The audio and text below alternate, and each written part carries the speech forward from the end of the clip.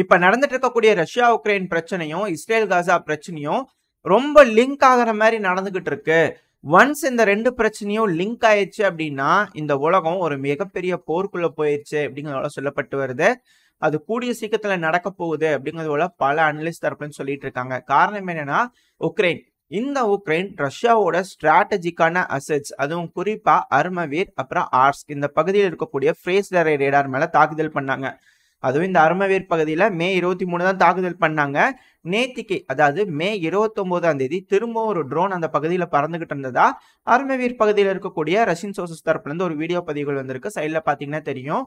இந்த ட்ரோன்கள் போய் அந்த அரே ரேடார் மேல டார்கெட் பண்ணுதா இல்ல வேற ஏதாவது நடந்துச்சா அப்படிங்கிறது ரஷ்ய தரப்புல இருந்து இப்போ வரைக்கும் எதுவும் சொல்லல. சொன்னாங்கன்னா அடுத்த பதிவில் அப்டேட்ஸா பார்ப்போம். ஆனா ஏன் இந்த பகுதியில இருக்கக்கூடிய ரேடாரை உக்ரைன் தாக்குறாங்க அப்படிங்கிற கேள்வி இந்த ரஷ்யாக்கு சார்பா இருப்பாங்க இல்லையா, அவங்க அனலிஸ்டோட மைண்ட்ல ஓட ஆரம்பிச்சிருக்கு. இப்ப அதை பத்தி பேச ஆரம்பிச்சிருக்காங்க டீடைல்டா. இந்த இடத்துல உங்களுக்கு தோணி இருக்கும், ஏன்பா உக்ரைன் அடிக்கிறாங்க அதனால உக்ரைன் திரும்பி ரஷ்யா நிலையில இருக்கக்கூடிய முக்கியமான விஷயங்கள் அடிக்குது அப்படிங்கிறது போல. சரிங்க, அது கரெக்ட் தான். ஆனா உக்ரைன் டைரக்ஷன்ல பார்த்து கவர் பண்ணிட்டு இருக்கக்கூடிய ஒரு ரேடார் அடிச்சாங்கன்னா உக்ரைனுக்கு அது யூஸா இருக்கும். இந்த செயின்ட் பீட்டர்ஸ்பர்க் இந்த பகுதியில் அந்த மேப் உங்களுக்கு திருப்பி காட்டுறேன். ரஷ்யாவோட ரேடார்ஸ் எந்தெந்த பகுதியில் இருக்கு அப்படிங்கிறது போல சைலோட இருக்கு பாத்தீங்கன்னா தெரியும். உக்ரைன் டைரக்ஷன்ல யூரோப் டைரக்ஷன்ல கவர் ஆகக்கூடிய ரேடார் அடிக்க வேண்டியதானுங்க. எதுக்குமே சம்மந்தமே இல்லாம நம்மளோட பகுதி, அதாவது இந்தியாவோட வான்பரப்பை பாதுகாக்கக்கூடிய ரேடார்ஸ், ரெண்டாவது மிடில் ஈஸ்ட் இந்த இடத்துல எல்லாம் அந்த அர்மவீர் வந்து பாதுகாக்குது. மிடில் ஈஸ்டா இருக்கட்டும், ரெண்டாவது ஆப்பிரிக்கால இருக்கக்கூடிய சகல் ரீஜனா இருக்கட்டும், இந்த பகுதி எல்லாமே பாதுகாக்குது அந்த அர்மவீர்ல இருக்கிறது. ஸோ இதை ஏன் டார்கெட் பண்ணவங்க அப்படிங்கிற கேள்விகள் வருதா? ஸோ இதுதான் ரஷ்யாவோட அனலிஸ்ட் தரப்புல இருந்து யோசிச்சு அவங்க என்ன பேச ஆரம்பிச்சிருக்காங்க அப்படின்னா, இந்த மிடில் ஈஸ்ட்ல மிகப்பெரிய போர் வரப்போகுது. அந்த ஒரு காரணத்துக்காக ஈரான ஒரு வேளை மேற்குலக நாடுகள் தாக்கலான்னு முடிவெடுத்து தாக்கும் போது ரஷ்யாவோட அர்மவீர்ல இருக்கக்கூடிய அந்த ஃபேஸ்டர் ரேடார் ஈரானுக்கு சப்போர்ட் கொடுத்துக்கிட்டே இருக்கும். அப்படி கொடுக்கும்போது ஈரானால அந்த மிசைல்ஸ் எல்லாத்தையுமே, மேற்குலக நாடுகளோட மிசைல்ஸ் எல்லாத்தையுமே சப்ரஸ் பண்றதுக்கு ரொம்ப அதிகமான வாய்ப்புகள் இருக்கு. அந்த ஒரு காரணத்தினாலதான் உக்ரைன் திரும்ப திரும்ப இந்த அர்மவீரா இருக்கட்டும், ஆஸ்கா இருக்கட்டும் இந்த பகுதியை தாக்குறதுக்கு மும்பரம் அமைச்சுக்கிட்டு இருக்காங்க.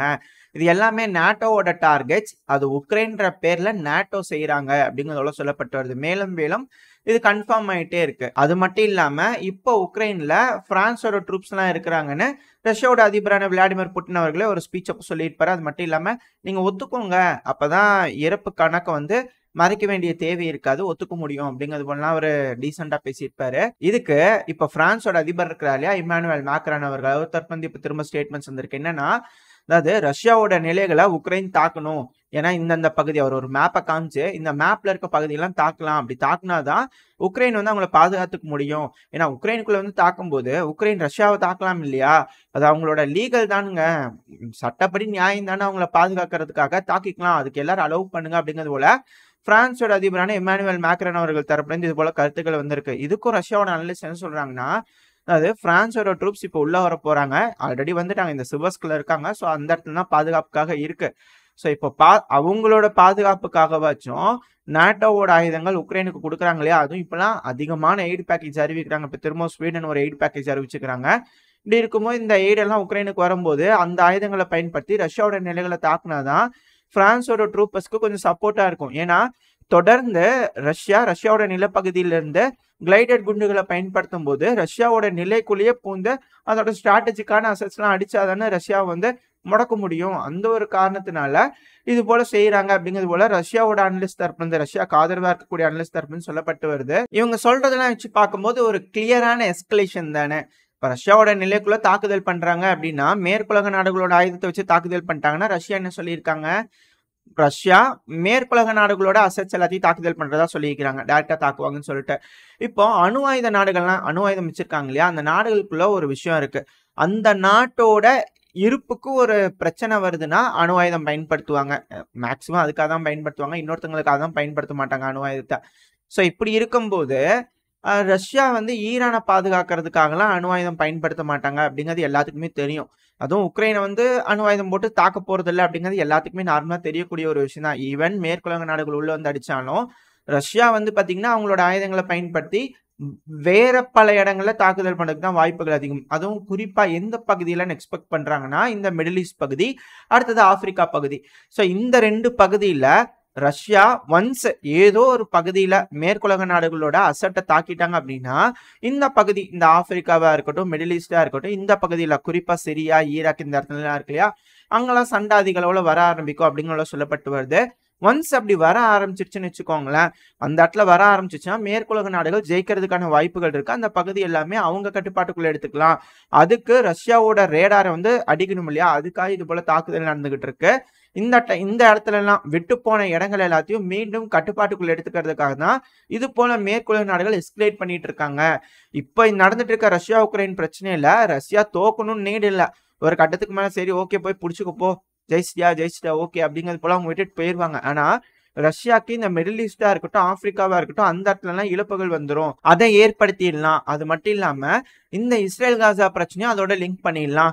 இஸ்ரேல் இவங்க எல்லாரும் சேர்ந்து அது எல்லாத்தையும் ஒரு பிரச்சனையா லிங்க் பண்ணிட்டாங்கன்னா அது ஒரு உலக போரா போகும்போது அந்த டைம்ல இது போல பிரச்சனைகள்லாம் நடக்க ஆரம்பிச்சிடும் அப்படிங்கிற சொல்லப்பட்டு வருது. அதை நோக்கி தான் போயிட்டு இருக்கு அப்படிங்கிற சொல்றாங்க. ஏன்னா இப்ப ஈரான்ல வந்து பாத்தீங்கன்னா இப்ராஹிம் ராசி அவர்கள் இருந்திருந்தாங்கன்னா ரஃபா ஆபரேஷன் ஒன்று நடக்கும் போது ஏதோ நடந்திருக்கும். இப்போ ரஷ்யாக்குள்ள வந்து பாத்தீங்கன்னா இது போல அமெரிக்காவோட ஆயுதங்கள் பயன்படுத்தி ரேடாரை தாக்கிட்டாங்க அப்படிங்கிறது போலலாம் செய்திகள் வந்துச்சு. பட் ஆனால் அதை பத்தி பெருசா எதுவும் சொல்லல. ரஷ்யாவும் கொஞ்சம் அமைதியா இருக்காங்க. இப்போ இந்த ரஃபா பிரச்சனை நடக்கிறதுனால நடக்கட்டும், பார்ப்போம் என்னதான் நடக்குது அப்படிங்கிறது. அவரோட பொறுமை இருக்கு இல்லையா, அந்த ஒரு காரணத்தினால எல்லாத்தையும் ஹேண்டில் பண்ணிட்டு இருக்காங்க. ஒரு கட்டத்துக்கு மேல எஸ்கலேட் ஏதோ ஒரு பக்கத்துல குறிப்பா தெளிவா இருக்காங்க மேற்குலக நாடுகள், அவங்க எஸ்கலேட் பண்ணக்கூடாதுன்ட்டு. ஸோ இன்னொருத்தவங்களை எஸ்கலேட் பண்ண வைக்கணும் அப்படிங்கிறதுக்காக எல்லாம் தூண்டி விட்டுட்டு இருக்காங்க அப்படிங்கிற சொல்லப்பட்டு வருது. இது ரஷ்யாக்கு ஆதரவா இருக்கக்கூடிய அனலிஸ்ட். இப்போ ரஷ்யா என்ன செய்ய போறாங்க அப்படிங்கறத இங்க இருக்கக்கூடிய பிரதானமான கேள்வியா இருக்கு. ஏன்னா இப்ப இப்ராஹிம் ராசி அவர்களோட மரணத்துக்கு அப்புறம் இப்ப இந்த இடத்துல வெற்றிடம் ஏற்பட்டிருக்கு. இன்னொரு அதிபர் தேர்ந்தெடுத்து வர வரைக்கும் இஸ்ரேலுக்கு ஒரு டைம் பீரியட் இருக்கு. அதுக்குள்ள உக்ரைன்ல வந்து பிரச்சனையை முடிக்கணும். அதுக்காக தான் கீவை நோக்கி இப்ப இந்த கர்கிவ் பகுதியெல்லாம் அஃபென்சிவ் ஆபரேஷன் நடந்துகிட்டு இருக்கு. கூடிய சீக்கிரத்துல ரஷ்யா இந்த உக்ரைன் பிரச்சனையை முடிச்சாங்கன்னா தான் இந்த மிடில் ஈஸ்டா இருக்கட்டும், இந்த ஈரான் பிரச்சனையா இருக்கட்டும், ரெண்டாவது ஆப்பிரிக்காவா இருக்கட்டும், இந்த பகுதியெல்லாம் சப்போர்ட் கொடுக்க முடியும். அந்த ஒரு காரணத்துக்காக இப்போ ஒரு சின்ன டைம் இருக்கு. ஈரானோட அதிபர் தேர்தல் வரைக்கும் ஒரு டைம் இருக்கு. அதுக்குள்ள ஏதோ ஒரு முடிவு இந்த பகுதியில கொண்டு வந்துடணும் அப்படின்னு யோசிக்கிறாங்க அப்படிங்கிறதெல்லாம் சொல்லப்பட்டு வருது. இதுல எந்த அளவுக்கு ரஷ்யாவோட கால்குலேஷன் ஜெயிக்க போகுது, இதுல எந்த அளவுக்கு மேற்குலக நாடுகளோட கால்குலேஷன் ஜெயிக்க போகுது அப்படிங்கிறத நம்ம பொறுத்து தான் பார்க்கணும். இந்த பதிவை பத்தின உங்களோட கருத்துக்கள் என்ன? மேற்குலக நாடுகள் இது போல உக்ரைனுக்கு ஆயுதங்கள் கொடுத்து ரஷ்யாவை டார்கெட் பண்றதுங்கிறது தூண்டி விடுறதுக்கான ஒரு செயல் நினைக்கிறீங்களா, இல்ல அவங்களோட டிஃபென்ஸ்க்காக அவங்க செய்ய சொல்றாங்க அப்படிங்கறத நினைக்கிறீங்களா? உங்களோட கருத்துக்கள் என்ன அப்படிங்கறத மறக்காம கமெண்ட் செக்ஷன்ல சொல்லுங்க. இதோட இந்த பதிவை நான் முடிச்சுக்குவோம். இந்த பதிவு எப்படின்னு உங்களுக்கு பிடிச்சிருக்கா, பிடிச்சுன்னா லைக் பண்ணிட்டு உங்க ஃப்ரெண்ட்ஸ் அண்ட் ஃபேமிலியோட ஷேர் பண்ணிக்கோங்க. இந்த பதிவு நல்லா இருக்குன்ற நம்பிக்கையில அடுத்த பதிவில் உங்களை சந்திக்கிறேன். அது வரைக்கும் ஸ்டே சேஃப். By by.